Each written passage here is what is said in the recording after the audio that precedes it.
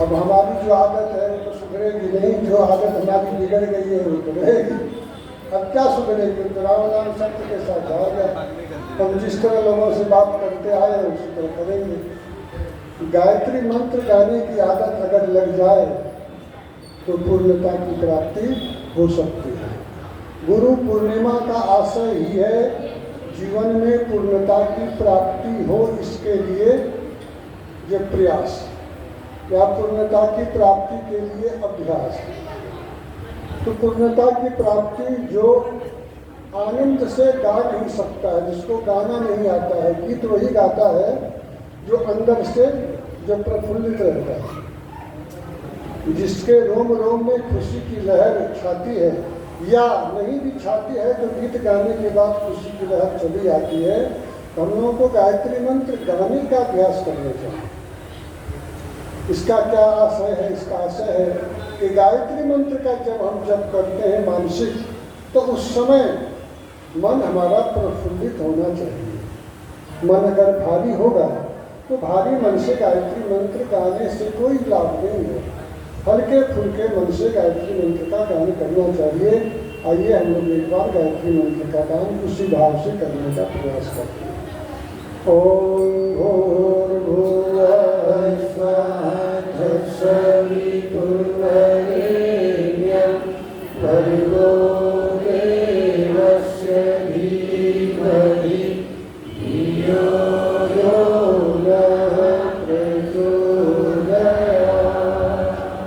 ओम श्री सद्गुरुवे नमः। ओम मातृशक्तिभ्यो नमः।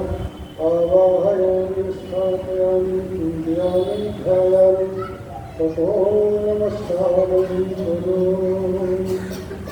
देवियों आत्मी भाइयों, हम सब इसमें जो भी बैठे हैं वो कई बार इस तरह के कार्यक्रम में सम्मिलित हो चुके हैं।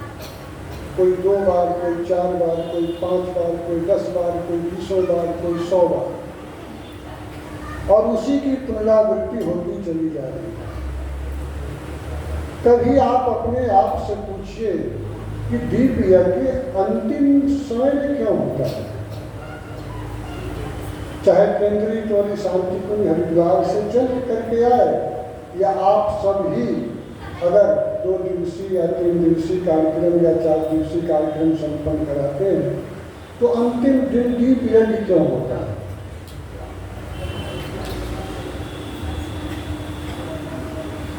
वास्तव में दीप यज्ञ संकल्प यज्ञ है। दीप यज्ञ क्या है? संकल्प यज्ञ है।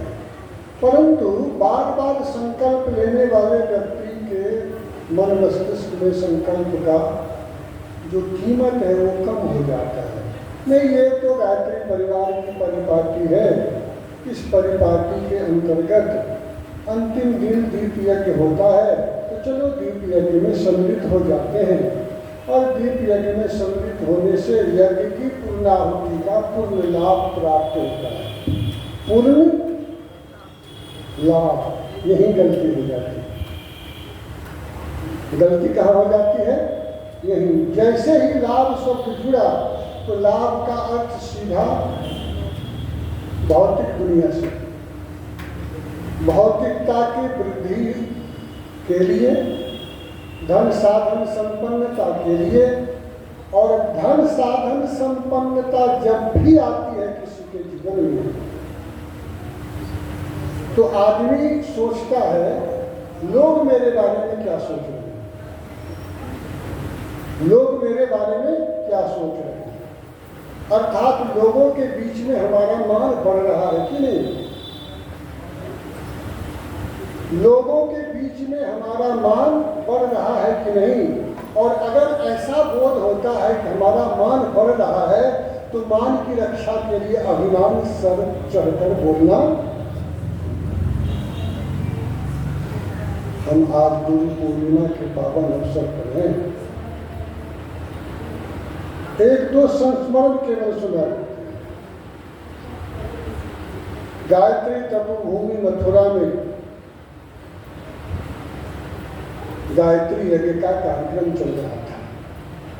एक उल्टा दिमाग वाला व्यक्ति आता है और हाथ में कागज की पोटली लेकर तमतमाया हुआ चेहरा न जाने कब क्या किसको गुजरे,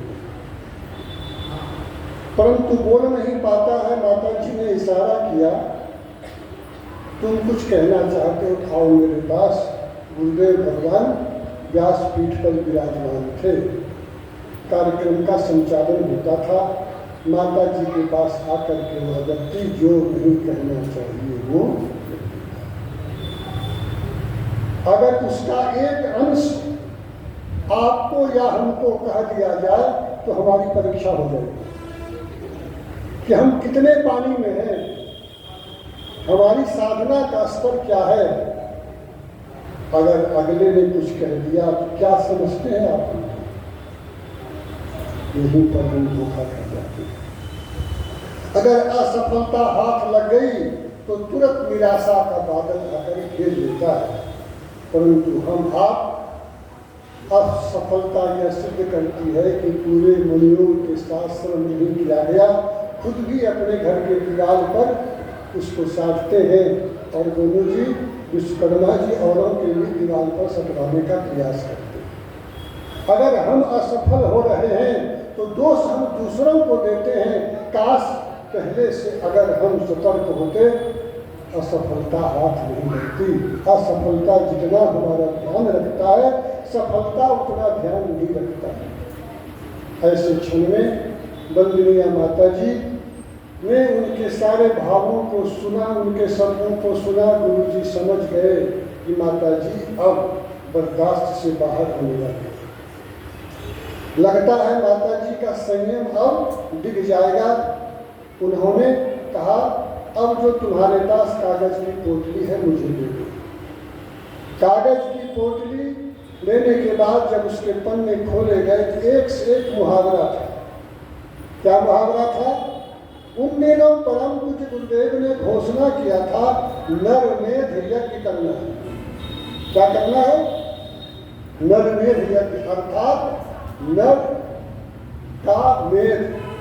सामान्य जन उसका अर्थ लगाते थे, कुछ मनुष्यों को ढूंढकर लाया जाएगा और उसकी बलि दी जाएगी। नर का मुंड यज्ञ कुंड में अर्पित किया जाएगा, इसीलिए नरमेध यज्ञ हो रहा है। परंतु नरमेध यज्ञ का आशय तो कुछ और था। नरमेध यज्ञ हम लोगों को भी करना चाहिए, विहार यज्ञ के साथ। परम पूज्य गुरुदेव ने जो यज्ञ की श्रृंखला चलाई, उसमें उन्होंने नरमेध यज्ञ किया, तब जाकर सफल हुए। नरमेध यज्ञ की श्रृंखला चलाई, तब जाकर सफल हुए। अब आप कहेंगे नरमेध यज्ञ में कौन सा मंत्र है? अरे बाबा, गायत्री मंत्र है। नरमेध यज्ञ में भी गायत्री मंत्र है। इसी तरह कलश का पूजन है, वहां भी स्तवन है, वहां भी आहुतियां हैं, वहां भी चालीसा है। जब कोई खड़े होते हैं तो मेरा मन भी खड़ा होने लगा। जो जाना चाहते हैं धीरे से चले जाएंगे। बोलिए गायत्री माता की, यज्ञ भगवान की। दीप यज्ञ 5 मिनट में होता है, परंतु दीप यज्ञ का उद्देश्य, अगर इसमें से 5 जने भी हम लोग समझ जाएं, उसमें हम भी रहेंगे आपके साथ, तो हमारा जो आशय है 4 दिन की मेहनत हमारी बेकार नहीं जाएगी। क्योंकि पूर्णाहुति के बाद विश्राम होता है ना। पूर्णाहुति के बाद तो क्या करेंगे? दरी बिस्तर बिछाया जाएगा, सब लोग अपना अपना सामान समेट जाएंगे। पूर्णाहुति के बाद सामग्री को समेटा भले जाता है, पूर्णाहुति के बाद विश्राम की स्थिति साधक के जीवन में नहीं आती है। अगर 4 दिन हमने कुछ किया है, मेहनत किया है, आपने पाने की कोशिश की है, व्यासपीठ से कुछ परोसने का प्रयास हुआ है, तो कुछ न कुछ इसी आधार पर आगे किया जाना चाहिए, तब पूर्णाहुति का आशय पूरा होता है। बोली गायत्री माता की, यज्ञ भगवान की। परम पूज्य गुरुदेव ने इशारा किया कि कागज मुझे दे दीजिए, क्योंकि माता जी वो कागज फाड़ने के लिए तैयार थी। अब देखिए, जो हमारा विरोधी है, जो हमारे साथ दुर्व्यवहार करता है, हम अपने तया समझ रहे हैं, नेक काम कर रहे हैं, लोक कल्याण के मार्ग पर चल रहे हैं, अपनी क्षमता प्रतिभा सामर्थ्य के अनुसार अच्छा करने का कोशिश कर रहे हैं, तब भी कुछ न कुछ समस्याएं आ जाती हैं। उस समय साधक की साधना का इम्तिहान होता है। गुरु जी ने कहा, मुझे दे दीजिए, मत खाओ। विरोधी के मन में जो विरोध प्रकट हो रहा है, विरोधी विरोध प्रकट करके हमारे अभियान को कमजोर करना चाह रहा है, अगर हम भी उसके तरह हो जाएं तो विरोधी को और विरोध प्रकट करने का अवसर मिलता है। गुरुदेव भगवान ने कहा, मुझे कागज दीजिए और मैं इस कागज का उपयोग करूंगा।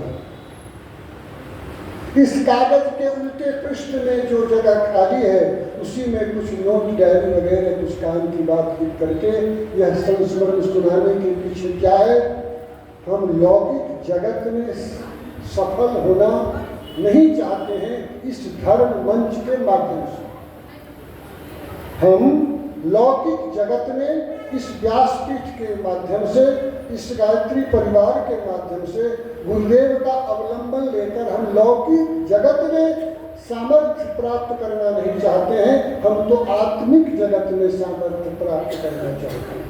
तो हमारे द्वारा जो भी चलते हैं कदम, उस कदम में रोड़ा आ सकता है, परंतु उस रोड़ा के माध्यम से अगर रोड़ा हटा नहीं सकते तो रोड़ा ठोकर मारने वाला खुद लहूलुहान हो सकता है। आइए आज इस गुरु पूर्णिमा के अवसर पर हम पूर्णता को प्राप्त कैसे कर सकते हैं, तो पूर्णता को प्राप्त करने का सबसे बड़ा दुश्मन हमारा अहंकार है। सबसे बड़ा दुश्मन हमारा अहंकार है। हमने कुछ बोलना सीख लिया, हमने गीत गाना सीख लिया, हम कुछ आयोजन कर लेते हैं, कुछ लोगों से हमारी जान पहचान हो गई, कुछ लोग मुझे अच्छा कहने लगे हैं, जब कहीं बैठते हैं तो पैर छूने को भी आ जाते हैं। हम तो सामान्य आदमी नहीं, बड़े आदमी। कुछ सफलता प्राप्त होने के बाद अगर ऐसी मनोदशा साधक के अंदर में आती है और साधक अपना पर्यवेक्षण नहीं करता है, प्रज्ञा पुराण के माध्यम से आत्मनिरीक्षण की चर्चा हुई होगी, आत्म सुधार की चर्चा हुई होगी, आत्म जब पर्यवेक्षण की चर्चा हुई होगी। आत्मनिरीक्षण के लिए क्या करना चाहिए, उसी विषय पर हम केंद्रित होकर दीपक हाथ में लेकर के आज पूर्णाहुति करेंगे। अपना पर्यवेक्षण करने के लिए अपने मन का विश्लेषण करना चाहिए। क्या करना चाहिए? मन का विश्लेषण, अपने मन का स्वयं जांच, हमारी मनस्थिति क्या है, हमारा मन कहाँ जाकर टिक रहा है, हमारा मन कहाँ जाकर टिक रहा है। मन को जो वश में करता है उसी के जीवन में अमन। फिर से सुनेंगे क्या? मन को जो वश में करता है उसी के जीवन में अमन शांति आती है। जो मन को वश में नहीं करता है, अभी अभी आप लोग सुन रहे थे ना, स्वाध्याय, संयम, सेवा, ये सब मन निग्रह के ही उपाय हैं। मन को दोस्त बनाना अगर हम सीख लें, मन के साथ मित्रता का व्यवहार कर लें, मन को मनमानी करने से अगर रोक लें, मन के अनुसार नहीं चलें, पहले तो मन के अनुसार हम चलना शुरू कर देते हैं, बाद में जब मन मजबूत हो जाता है तो मन अपने अनुसार हमको चलाना शुरू कर देता है। इसीलिए गीता का बड़ा सुंदर वचन है जिसका अर्थ है, रे मन तू मेरा मित्र बन जा। रे मन तू मेरा मित्र बन जा। अब हम अपने मन को मित्र बनाकर अगले दिनों जो जवाबदेही हमारे कंधे पर आया हुआ है 25 और 26 जो वर्ष है अपना 2025 और 26 में हम क्या कर सकते हैं।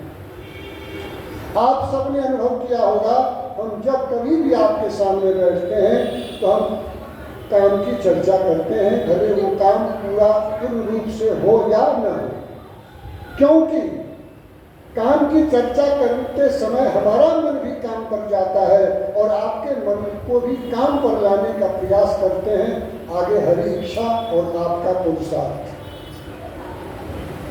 हमारे सामने 2 वर्ष है। अब एक चिंतन जो अभी अभी कुछ समय पहले आ रहा था, वह चिंतन यह था, गुरुदेव भगवान माता जी की कृपा से जब हमें अमृत कलश प्राप्त हुआ था पूर्णिया जिला को, देव कलश प्राप्त हुआ था पूर्णिया जिला को, शाखा के रूप में, सक्रिय कार्यकर्ता के रूप में माइनस 2-4 इक्के दुक्के कहीं कहीं गायत्री उपासक थे। उन सब के माध्यम से रंगभूमि में जो 108 कुंडी गायत्री महायज्ञ हुआ था, उसी गायत्री महायज्ञ के पुण्य और प्रताप से आज आप यहाँ आकर बैठे। आप कहेंगे उसके बाद भी तो हुआ उसके बाद भी विश्वकर्मा जी, हुआ उसके बाद भी गोलू जी, परंतु उन सब के माध्यम से सहयोग मिला है। परंतु जिस देवात्मा को ढूंढने की बात कही जाती है, जिस जागृत आत्मा को ढूंढने की बात कही जाती है प्रज्ञा पुराण के माध्यम से, उन जागृत आत्माओं को अभी भी ढूंढना शेष है। क्यों? कार्यक्रम के माध्यम से हमारे छोटे छोटे बच्चे आ जाते हैं, उनका सहयोग मिल जाता है। हमारे वयस्क और जो प्रौढ़ावस्था में है, उन्होंने भी अपने समय में बहुत सारे काम किए हैं, परंतु ईमानदारी से जब देखा जाता है अगले दिनों क्या होगा, ईमानदारी से जब देखा जाता है तो लगता है एक और जोर का धक्का देना आवश्यक है। और वो जोर का धक्का, ये जोर का धक्का थोड़े से काम करने से संभव नहीं है। शांति कुंज की टोली आ गई, टोली का सम्मान कर दिया, अच्छा भोजन करा दिया, वाहवाही लूट ली, टोली को दान में अधिक से अधिक धन कर दिया, 200-400-500 लोग आ गए और टोली के साथ खड़े होकर के हम भी अपना नाम कमा लिए। इससे अगला मिशन हमारा पूरा होने वाला नहीं है। अगला मिशन हमारा तभी पूरा होगा जब लंबे समय तक किसी कार्य योजना पर, साधना की पृष्ठभूमि पर खड़ा होकर गुरुदेव भगवान के द्वारा दिए गए सामर्थ्य को प्राप्त करने का प्रयत्न करेंगे। हमारे सामने लक्ष्य है 25 और 26। कहेंगे इसमें क्या हो सकता है? अभी अभी चर्चा हो रही है, दूरभाष पर चर्चा होती है, यहाँ से रिपोर्ट भेजा जाता है, परंतु आप सबसे मुलाकात बात नहीं होती है, तो अनुमान के आधार पर यहाँ से रिपोर्ट भेज दिया जाता है कि उसी पर खरा उतरने का कोशिश करेंगे। अगले दिनों ज्योति कलश जो आपके पूर्णिया को प्राप्त होगा, उस ज्योति कलश रथ यात्रा का मार्ग क्या होगा वो तो तैयार करके भेज दिया गया है। वो तो रथ आएगा और घूम घाम करके चला जाएगा, परंतु केवल रथ आने से, घूम कर जाने से काम चलने वाला है। उसके लिए आप यहाँ पर जो आकर बैठे हैं, सब लोग बैठे हैं, नगरवासी हैं, नगरवासी को इस पर चिंतन करना चाहिए कि अगले 2 वर्ष हम क्या करेंगे। क्या आप जिस मोहल्ले में रहते हैं उस मोहल्ले के मंदिर में ज्योति कलश को ले जाएंगे? क्या उस मंदिर से जुड़े आसपास के सभी लोगों को ज्योति कलश का दर्शन कराएंगे, या ज्योति कलश के माध्यम से जो प्राण अनुदान की वर्षा होगी उनको जो दिलाएंगे? अगर इस तरह के कार्यक्रम को हम विधिवत लंबे समय तक एक फोर्स के साथ करते रहेंगे, तब आपको भविष्य में बहुत बड़ा और शानदार कार्यक्रम मिल सकता है। बहुत बड़ा और शानदार कार्यक्रम मिल सकता है। हाँ, हम लोग उस वय को प्राप्त हो गए हैं, जब भी कोई बहुत बड़ा कार्यक्रम होता है तो शरीर थोड़ा प्रतिरोध करता है, परंतु व्यक्तिगत सामर्थ्य के आधार पर किसी कार्यक्रम को रोका नहीं जा सकता है, क्योंकि कार्यक्रम के पीछे तो गुरुदेव भगवान की शक्ति होती है। हमारे आपके अंदर जो कुवत होगा वो क्षणिक करेंगे, परंतु इसी तरह के कुछ विशेष अभियान, विशेष कार्यक्रम के माध्यम से कुछ नूतन जागृत आत्माओं का खोज हो सकता है, जो 2026 के बाद गायत्री शक्तिपीठ के माध्यम से जो कारवां चलेगा, उस कारवां को जो है गति मिल सकती है। अब हम पूजन तो सचमुच 5-7 मिनट में संपन्न करा देंगे। क्या इसी आशय को लेकर आज का दीप यज्ञ संपन्न कराएं? क्या इसी आशय को लेकर दीप यज्ञ संपन्न कराएं? क्या घर घर मोहल्ले मोहल्ले में जाकर नव चेतना का संचार करने के लिए आपका हमारा कदम उठेगा? क्या आपके मोहल्ले में भी प्रज्ञा पुराण की कथा संभव है? क्या आप अपने मोहल्ले में भी सब लोगों को जोड़ने का प्रयास करेंगे, या जो रूपरेखा शांति कुंज के माध्यम से आता है? एक बात सुन लीजिए, शांति कुंज के माध्यम से जो भी रूपरेखा आता है, सबका एक ही उद्देश्य है, जो जुड़ गए हैं उसमें गतिशीलता आए, जो नहीं जुड़े हैं उनको जोड़ने का प्रयास करें, और जोड़ने का जो प्रयास का जो भी मतलब माध्यम है, आपको जो सूट करता है उसको अपनाइए और जोड़ने का प्रयास करिए। तो अगले दिनों हमारे ऊपर जो जिम्मेवारी आ रही है, इस गुरु पूर्णिमा पर्व के अवसर पर गुरुदेव भगवान माता जी को याद करते हुए आज का दीप यज्ञ पूर्णाहुति के रूप में संपन्न करने का प्रयास करते हैं कि हाँ, हम उस पर खरा उतरने का पूरा कोशिश करेंगे। थोड़ा मेहनत करना पड़ेगा, घर घर जाना पड़ेगा। मेहनत करने के लिए सबसे पहले संकल्प, और संकल्प जब लेते हैं तो उसके साथ में भी भाव जुड़ता है और कार्य पूरा होता है। दीप यज्ञ का पुस्तक कहीं कुछ होते नहीं, आपको क्यों राकेश दीप यज्ञ का पुस्तक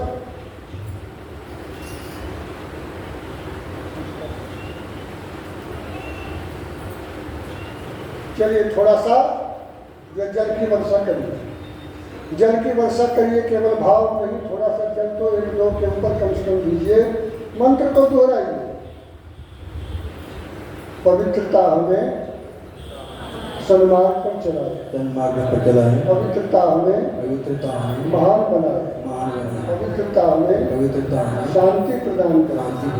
ओम पवित्र है पवित्रो वा सर्वावस्थांगतो विवाह स्मरेत पुंडरीकाक्षं सवाह्याभ्यंतर शुचिं पुरातु पुंडरीकाक्षः पुरात्। सूर्य ध्यान कर लीजिए, हाथ जोड़ लीजिए। ओम विश्वानि देव सवितर्वृतानि पराशरद भद्रं तन्मया। चंदन भाव का लगाइए। ओम चंदनस्य भक्तम पवित्रम पापनाशनं आपदां भक्ति नित्यं लक्ष्मी तिष्ठति सर्वदा। इसी दीप यज्ञ में जो अगला क्रम आता है, इसी की व्याख्या करने की हमने कोशिश की। संकल्प में क्या, वही उपासना और वही साधना, वही आराधना और वही अंशदान और वही समयदान, वही जो सब दिन करते आए, वही नहीं यही। वही का मतलब कमजोर, यही करना पड़ेगा। आज नहीं तो कल यही करना पड़ेगा। इस जन्म में नहीं, उस जन्म में भी यही करना पड़ेगा। जब तक उपासना नहीं करते हैं, चार्ज नहीं होते हैं, जब तक अपनी कमी को निहारते नहीं हैं, तब तक हम पवित्र नहीं होते हैं। जब तक लोक सेवा में नहीं उतरते हैं, तो विराट जो प्रभु का दर्शन नहीं होता। और इस कार्य को करने के लिए पॉकेट में हाथ देने की आवश्यकता पड़ती है और इस कदम को चलाने की आवश्यकता पड़ती है। वही तो अंशदान और समयदान। हाँ, जो चल नहीं सकते, अशक्त हैं, वे समयदान भले शरीर के माध्यम से न दे सकें, परंतु अंशदान तो करते रहना चाहिए। और अंशदान के मामले में आपका यह पीठ, आपकी ये शाखा आज भी सामर्थ्यवान है। कोई भी कार्य धन के बिना रुका नहीं है। यह आप सबके सहयोग का फल है। आइए इन्हीं 5 महायज्ञ, इसे पंच महायज्ञ भी कह सकते हैं, इसी पंच महायज्ञ को पूरा करने के लिए संकल्प लेते हैं। और संकल्प के साथ जोड़ दीजिए, जो जो स्वरूप सामने उभर करके आएगा, आप सबको जब जब यहाँ से कोई कॉल जाए, कोई संदेश पहुँचे, तो आने का प्रयास करिए। सब लोग नहीं आते। फोकट का पुण्य अगर बटने लगे तो उसको लेने तो लोग आते हैं, परंतु फोकट का जब सामान मार्केट में, दुकान में नहीं मिलता, तो फोकट का अध्यात्म क्षेत्र में कुछ भी मिलने वाला नहीं है। आज तक न किसी को मिला है, न किसी को मिलेगा। हाँ, गुरुदेव अपने जमाने में, अपने समय में अपनी तपा ऊर्जा से कुछ बांट दिया करते थे, परंतु हमें ऐसा लगता है इन दिनों वो टॉफी वगैरह नहीं बांटते हैं। बांटते हैं इन दिनों टॉफी वगैरह? हमको लगता है इन दिनों टॉफी नहीं बांटते। टॉफी का मतलब क्या हुआ? टॉफी किसको दिया जाता है? टॉफी दिया जाता है बाल्यावस्था में, जब बच्चे हैं, खुश हो जाएंगे, हमारे पीछे पीछे चलेंगे, दादाजी, नाना जी, मामा जी, बुआ जी, और सब दिन टॉफी चाहिए। अब आप बाल्यावस्था को पार कर चुके हैं, ऐसी मान्यता स्वयं के प्रति होनी चाहिए। और कभी कभी लोगों से फील लेना चाहिए कि हमारे अंदर अच्छाई क्या है। अरे बुराई तो सब करते हैं, औरों की बुराई देखना बड़ा आसान है। कभी जो सच्चे समर्थक हमारे हैं उनसे पूछिए कि हमारे अंदर अच्छाई क्या है। ऐसा कोई इंसान नहीं जिनके अंदर अच्छाई न हो। क्या ऐसा कोई इंसान होगा जिसके अंदर अच्छाई न हो? और ऐसा कोई इंसान नहीं जिसके अंदर बुराई न हो। बुराई के रूप में चोरी करना, पॉकेटमारी करना, छीना झपटी करना ही बुराई नहीं है। जिस व्यक्ति का जितना स्तर बढ़ता जाता है, उसके अंदर उसी स्तर की बुराई भी प्रवेश होता है। इसलिए साधक स्तर के व्यक्ति को संभल कर चलने की आवश्यकता पड़ती है। चेतना की शिखर यात्रा में डॉक्टर प्रणव पंड्या जी को कैसे मालूम हो गया उन दिनों की सारी घटना? ज्योतिर्मय को कैसे मालूम हो गया उन दिनों की सारी घटना? यह तो अपने आप में आश्चर्य है। या गुरुदेव भगवान स्वयं डायरी में लिख करके गए थे? इसी को कहते हैं साधना की गहराई में जब व्यक्ति उतरता है, साधना की गहराई में निष्कलंक होकर के, पवित्र भाव लेकर के जब साधना की गहराई में उतरता है, और उसके बाद जब कलम लेकर लिखना शुरू कर देता है, तो कलम को कहने की आवश्यकता नहीं पड़ती है, मन को भी कहने की आवश्यकता नहीं पड़ती है, बस यूं ही लिखा हुआ चला जाता है। हम सब उसी राह के जब पथिक हैं। हाँ, वो हमसे कोसों दूर हैं, हम बहुत पीछे हैं, लेकिन हम भी उसी लाइन में हैं। यह मानकर चलिएगा, हम भी उसी लाइन में हैं। हाँ, वो पहले पहुंच जाएंगे, हम सबको देर लगेगा, लेकिन पंक्ति में खड़े हैं। इसलिए कभी कभार अपने आप को सम्मान देने के लिए, स्वयं सम्मानित होने के लिए, स्वयं को अच्छा समझने के लिए, हम भी श्रेष्ठ हैं, मेरे द्वारा भी अच्छा कार्य हो सकता है, और उनसे भी जानकारी लेने का प्रयास करना चाहिए। आइए आज इन छोटी छोटी बातों पर ध्यान देते हुए हम आगे चलते हैं, भगवान से प्रार्थना करते हैं। कौन भगवान? कौन भगवान? अरे कलश भगवान। हरि व्यापक सर्वत्र समाना, हरि व्यापक सर्वत्र समाना, हरि व्यापक सर्वत्र समाना, हरि व्यापक सर्वत्र समाना, जगत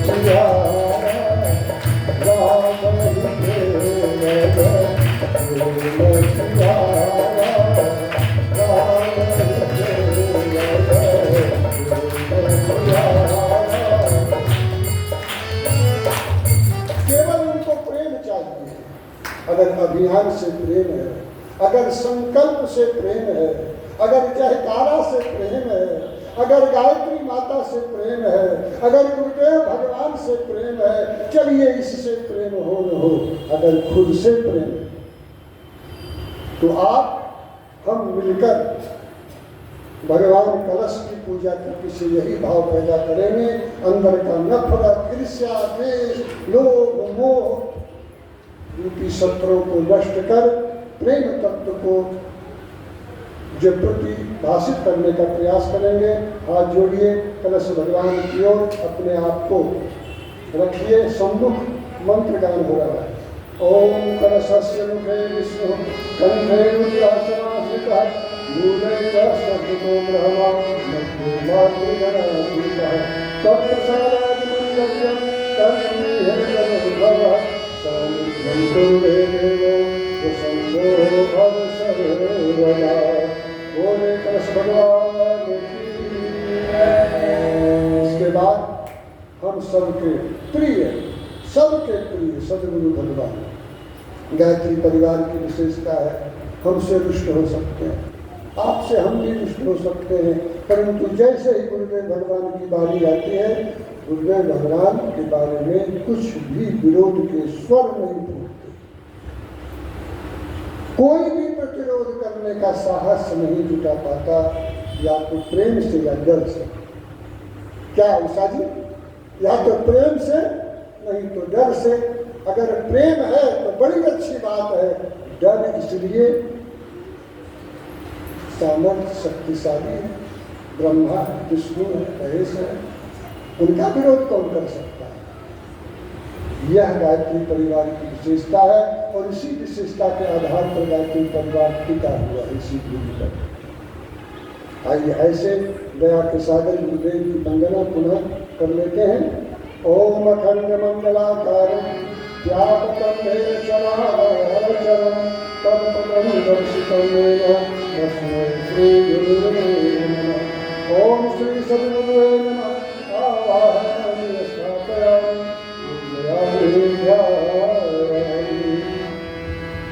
देव शक्तियों को हम अपना सब कुछ मानते हैं।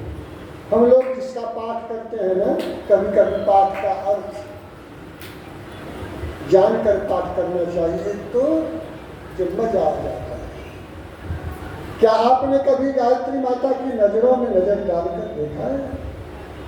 क्या आपने गायत्री माता जो आभूषण धारण कभी यहाँ बैठी हैं उनके स्वरूप को देखा है? क्या आपको कभी गायत्री माता की मुस्कान दिखाई पड़ा है? सच बोलिए, राकेश से पूछते, गायत्री माता को कभी हंसते हुए देखा है? इधर से मंजू जी से पूछते। चलिए आपका उत्तर हम देते हैं। जिस दिन आप प्रसन्नता पूर्वक माता जी के सामने खड़ी हो जाएंगी, प्रसन्नता पूर्वक, या हम अंदर के हर्ष भाव को लेकर के खुद से शिकायत नहीं, खुद का सदुपयोग हमने किया है, हमारे जीवन में हंसी कैसे नहीं आएगी? हमारी हंसी को कौन छीन सकता है? हमारी प्रसन्नता को कोई छीन नहीं सकता। किसी की ताकत नहीं है जो हमारी प्रसन्नता को छीन सकता है। हाँ, जेल में डाला जा सकता है, केस मुकदमा हो सकता है, परंतु उस परिस्थिति में भी हम प्रसन्न रहने का अगर अभ्यास कर लिए हैं, ऐसा भाव लेकर के जब गायत्री माता के सामने हम पहुंचते हैं तो गायत्री माता मुस्कान बिखेरती है। अर्थात प्रसन्न रहने की आदत। जब गायत्री माता के स्वरूप को देख करके चिन्मयी माँ है हमारी, आहा, चलिए खास करके जो पुरुष वर्ग है उनके लिए तो विशेष रूप से, पुरुष के लिए विशेष रूप से तंत्र साधना में अपनी धर्म पत्नी को दुर्गा देवी का स्वरूप मानकर आभूषण पहनाकर माँ का भाव पैदा किया जाता है नवरात्रि साधना के समय।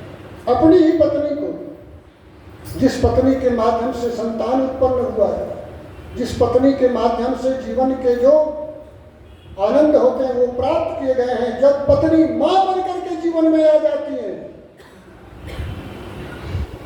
जब पतिदेव गुरुदेव बनकर के जीवन में आ जाते हैं, जब पतिदेव मार्गदर्शक बनकर के जीवन में आ जाते हैं, उसी पति पत्नी के माध्यम से आत्मा का निधन होता है। ये सामान्य पूजन नहीं है। संगमरमर की प्रतिमा की स्थापना ऐसे नहीं की गई है। नारी रूप में नारी बन करके आइए माता के सामने। नारी का श्रृंगार हो न हो, परंतु नारी का व्यवहार तो होना चाहिए। नारी का व्यवहार क्या है? जिस गोद में राम पलते हैं, जिस गोद में कृष्ण पलते हैं, जिसके पास ममता का अपार भंडार है, जिनके अंदर ममता ही ममता है, ऐसा भाव लेकर के जब माँ के पास आते हैं तो माँ भी बात करती हैं अपने शिष्य। आप हम जब भी आए तो माता की नजर में नजर मिलाकर बात करें, संकेत मिलता है, स्वरूप का दर्शन होता है, आत्म स्वरूप का भी दर्शन होता है। स्वप्न के माध्यम से भी प्रेरणाएं मिलती हैं। साक्षात दिव्य साक्षात्कार, कहीं जाने की आवश्यकता नहीं है। आत्मवेद की साधना हम पूर्णिया में भी कर सकते हैं।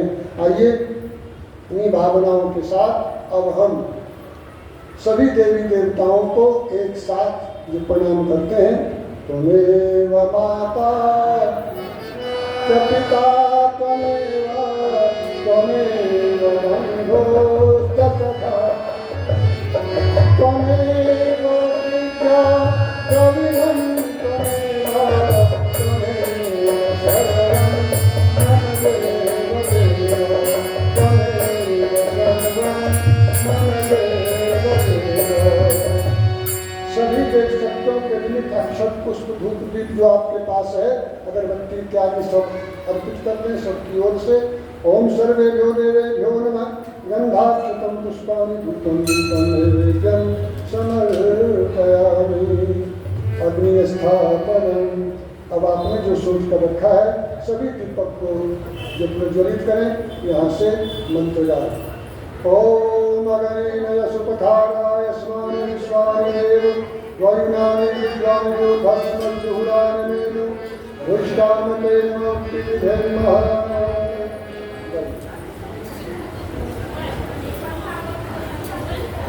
शुभ ज्योति के पुंजया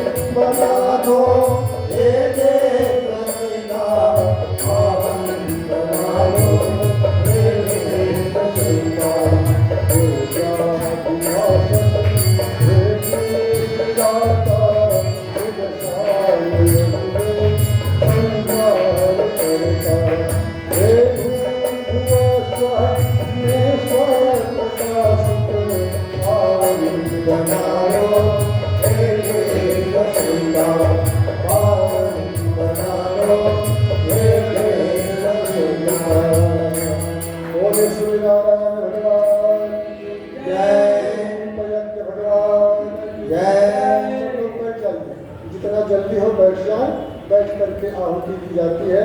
अब सबके कल्याण के लिए काल को भी जो अपने वश में करते हैं उसे महाकाल कहते हैं। आप लोग प्रज्ञा पुराण के माध्यम से मार्कंडेय ऋषि की चर्चा हो रही थी, आप लोग सुन रहे। एक बात और जान लीजिए, मार्कंडेय ऋषि का उम्र 16 वर्ष का ही था, 16 वर्ष का, और 16 वर्ष के ही रह गए। कहानी तो और है, जब उनका जन्म हुआ तो 16 वर्ष तक ही उनको जीना था, रहना था, और वहाँ काल यमदूत आ गए उनको लेने के लिए। परंतु सब ऋषि के माध्यम से उनकी सेवा के आधार पर जो उनको दीर्घायु होने का आशीर्वाद दिया गया था, उसके चलते यमदूत को भी लौटना पड़ा। हमारे जीवन में भी कष्ट कठिनाई रूपी अगर यमदूत आता है, आ सकता है, आ जाता है, तो उसे भी वापस लौटना पड़ सकता है। कब? जब हम महाकाल के भक्त न करते हैं। महाकाल महादेव की पूजा कल से होगी। सावन में बोल बम का नारा लगेगा, तो आपको हमको भी एक कम से कम व्रत लेना चाहिए कि हम अपने ही मंदिर में महाकाल जो शिवलिंग के रूप में स्थापित हो चुका है, अगर नियमित न आ सकते हो, कम से कम सोमवार को आकर के अभिषेक किया करिए। आइए इन्हीं भावनाओं के साथ अब हम गायत्री महामंत्र के माध्यम से महाकाल की पूजा करेंगे और फिर महामृत्युंजय माध्यम से हम जीवनी शक्ति को प्राप्त करेंगे। आप सब लोग बैठ जाइए, अब बार बार नहीं कहेंगे, आहुति होने दीजिए, अभी मत जाइएगा। गाड़ी 2 मिनट में जंक्शन पर पहुंच जाएगी, बैठ जाइए, आहुति होने दीजिए। ओम भूर्भुवः स्वः तत्सवितुर्वरेण्यं भर्गो देवस्य धीमहि धियो यो नः प्रचोदयात् स्वाहा। ओम भूर्भुवः स्वः तत्सवितुर्वरेण्यं भर्गो देवस्य धीमहि धियो यो नः प्रचोदयात् स्वाहा। ओम भूर्भुवः स्वः तत्सवितुर्वरेण्यं भर्गो देवस्य धीमहि धियो यो नः प्रचोदयात् स्वाहा। बीच में थोड़ा सा टोकते हैं। जापान एक ऐसा देश है जहाँ के चोर और डाकू भी जब राष्ट्रीय गान सुनते हैं तो चोरी करना छोड़ देते हैं। चोरी करते समय अगर राष्ट्रगान सुन लेता है, वो चोरी करना छोड़ देता है। राष्ट्रगान के प्रति कितना प्रेम है। हमारा गायत्री मंत्र उससे भी ऊंचा है, बड़ा है। गायत्री मंत्र जब सुनना चाहिए तो खड़े किसी को नहीं रहना चाहिए। गायत्री मंत्र के लिए सम्मान का भाव जो प्रकट करने के लिए बैठ जाना चाहिए। और हम आपको भी कहेंगे, हमारे वाद्य यंत्र वाले, साउंड सिस्टम वाले, आप भी बैठ जाओ, जहाँ तक आवाज़ सुनाई पड़ती है वहाँ बैठ जाइए। और फोकस का पुण्य लेने का प्रयास न करें, फोकस का पुण्य मत लूटिए। गायत्री मंत्र जिस प्रकार राष्ट्रीय गान के प्रति हमारा भाव है, अगर हम स्कूल जाते हैं, हमारे बच्चे जब कहीं जाते हैं तो उनको सिखाते हैं, राष्ट्रगान जब कहीं सुनाई पड़े तो खड़े हो जाना चाहिए। गायत्री मंत्र को सुपर पावर देने वाला महामंत्र है। गायत्री महामंत्र के प्रति भी सम्मान का भाव प्रकट करिए। आहुति। ओम भूर्भुवः स्वः तत्सवितुर्वरेण्यं भर्गो देवस्य धीमहि धियो यो नः प्रचोदयात् स्वाहा। गायत्री नमः। ओम भूर्भुवः स्वः तत्सवितुर्वरेण्यं भर्गो देवस्य धीमहि धियो यो नः प्रचोदयात् स्वाहा। गायत्री नमः। ओम भूर्भुवः स्वः तत्सवितुर्वरेण्यं भर्गो देवस्य धीमहि धियो यो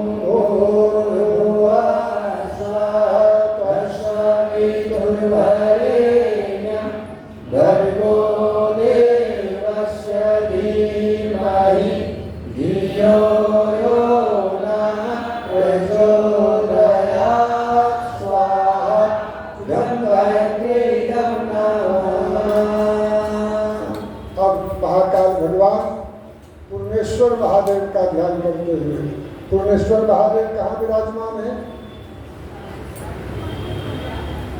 किसी से पूछ लीजिए कम से कम,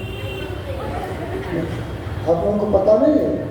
पूर्णेश्वर महादेव गायत्री शक्तिपीठ में ही विराजमान है। कौन महादेव? पूर्णेश्वर महादेव। पूर्णेश्वर महादेव आज ब्रह्म मुहूर्त में अंश रूप में तो यहाँ विद्यमान है ही, पूर्ण रूप में भूमंडल पर जहाँ जहाँ पर शिवलिंग की स्थापना हुई है हर जगह विराजमान हो जाए पूर्ण रूप से। सावन के महीने में हिमालय छोड़ देते हैं बाबा। सावन के महीने में हिमालय में नहीं रहते। शिवलिंग की जहाँ जहाँ स्थापना हुई है, चाहे वह मोहल्ले में हो, गांव में हो, शहर में हो, द्वादश ज्योतिर्लिंग हो, या आपके यहाँ पूर्णेश्वर महादेव के, आप भी एक व्रत लीजिए। सोमवार को आएंगे अर्घ से जल अर्घ के रूप में अर्पित करेंगे। अगर ऐसे कोई भावनाशील हो जाए तो सावन भर आइए और अभिषेक करिए। सावन भर आइए महामृत्युंजय भगवान का स्मरण करते हुए हम लोग 5 बार महामृत्युंजय मंत्र का गान करें। ओम त्र्यंबकं यजामहे सुगंधिं पुष्टिवर्धनम्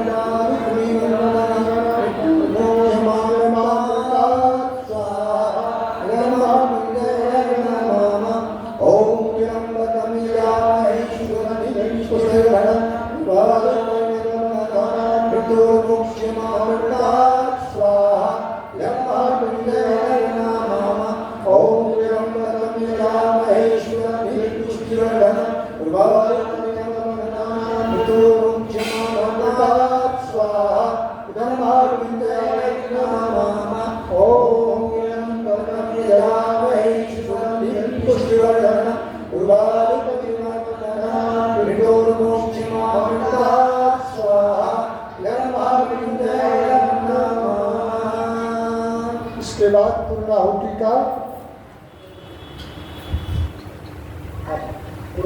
का समय आ जाता है। गलती हम करेंगे तो ठोकर कौन खाए? ऐसा थोड़े है। थोड़ी सी असुविधा होने से ठोकर लग जाता है। इसके लिए किसी के मन में ये मत सोचना ये अपशकुन हो गया है। ऐसे को सोचने वाले हों ऐसा न सोचें। इसको फुलास का समझ सकते हैं। व्यासपीठ से ये फुलास हुआ। क्या फुलास हुआ? व्यासपीठ, व्यासदेव भगवान कहते हैं आप अपने एरिया में हमको नहीं ले चलेंगे। मैं अपनी हवा का झोंका तो सबको लगता है, लेकिन किसी को भूत बन करके लगता है, किसी को भूत बन के लगता है। हमारा मन है, हम अपनी बात कहते हैं और वो पूरा भी होगा। श्रेय जो ले शहर में चारों जो दिशाओं में पूरब, पश्चिम, उत्तर, दक्षिण अक्टूबर के बाद प्रज्ञा पुराण की कथा होगी। अक्टूबर के बाद प्रज्ञा पुराण की कथा होवे। जगह इतना से भी काम चल जाएगा। 150 लोग जहाँ बैठते हों वैसा जगह चयन कर लीजिए। दिन में कार्यक्रम संपन्न होगा। रोशनी की आवश्यकता बिजली की नहीं पड़ेगी। ऐसी दैवी योजना मानकर आप सबों के माध्यम से अगर स्थल का निर्धारण हो, आप भी चिंतन करिए, आप भी संपर्क लोगों से करिए, कुछ काम अपने जिम्मे लीजिए, तो अभी जो स्फुरन हुआ यह स्फुरन आशीर्वचन में अनुदान के रूप में हमको आपको प्राप्त हो जाएगा। ठीक है, बात समझ में आई? आपके क्षेत्र में कोई देव मंदिर हो, देव मंदिर के व्यवस्थापक से बात करिए। प्रज्ञा पुराण आपके मन में होगा खर्चा कितना पड़ेगा, आप जितना खर्चा करोगे उतना नहीं होगा। आप खर्चा नहीं करोगे तो भी होगा, बिना खर्चे के भी होगा। सारी व्यवस्था गायत्री शक्तिपीठ के पास है, सामर्थ्य है। परंतु ऐसा कोई नहीं है जो सब गायत्री माता से ही मांग करके खर्चा करा दे। खर्चा के लिए तो सब सामर्थ्यवान लोग हैं, मांगना भी पड़े तो मांग लेना चाहिए। इस पर हम लोग विस्तार से चर्चा करेंगे।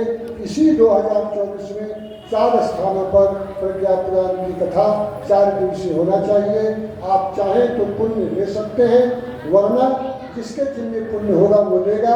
पूर्णाहुति इसी रूप में करते हैं। ओम पूर्णमदः पूर्णमिदं पूर्णात् पूर्णमुदच्यते पूर्णस्य पूर्णमादाय पूर्णमेवावशिष्यते स्वाहा। ओम सर्वं वै पूर्णत्वं स्वाहा। चलिए खड़े हो जाइए और संक्षिप्त आरती हम लोग कर लेते हैं। 2 लाइन ऊपर और 2 लाइन नीचे आरती गायत्री माता की गाइए। कर्पूर गौरं करुणावतारं संसार सारं भुजगेन्द्रहारं सदा वसन्तं हृदयारविन्दे भवं भवानी सहितं नमामि भवं भवानी सहितं नमामि। जयति जय गायत्री माता जयति जय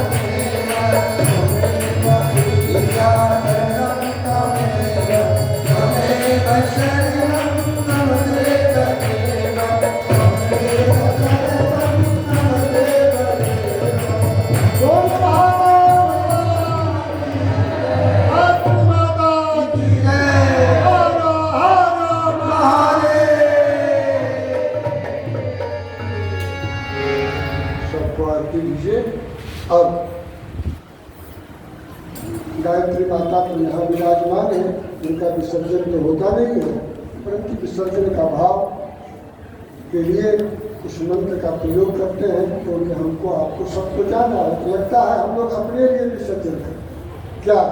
यान्तु देवगना, देवगन कौन है? जो सामने आप लोग खड़े हैं, आप ही हम लोग देवगन हैं। चलिए हम भी अपना जोड़ लिए, हमको नहीं जोड़ना चाहिए। आप सब लोग देवगन हैं, क्योंकि देवकाल में जुड़े हुए हैं अक्षर पुष्प। हाँ, 1 मिनट उससे पूर्व शांति पाठ।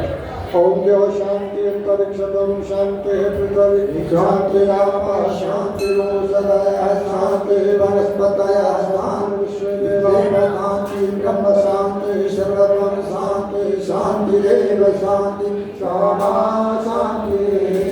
ओम शांति। स्वातुले स्वातुले सर्वारिष्टसु स्वातुले भवतु यान्तु देवगणः सर्वे पूजावादाय मामुखिं। लेकिन इष्ट काम समृद्धि पुनरागमनाय च, जब फिर बुलावे तो आप सब लोग भी आइए। यही विश्वास करके सब जा रहे हैं कि फिर बुलाइए तो जरूर आएंगे। ओम शांति शांति। सबको प्रणाम, साधुवाद, गुरुदेव माता जी का बहुत बहुत आशीर्वाद, सबके लिए मंगल कामना। बोले व्यास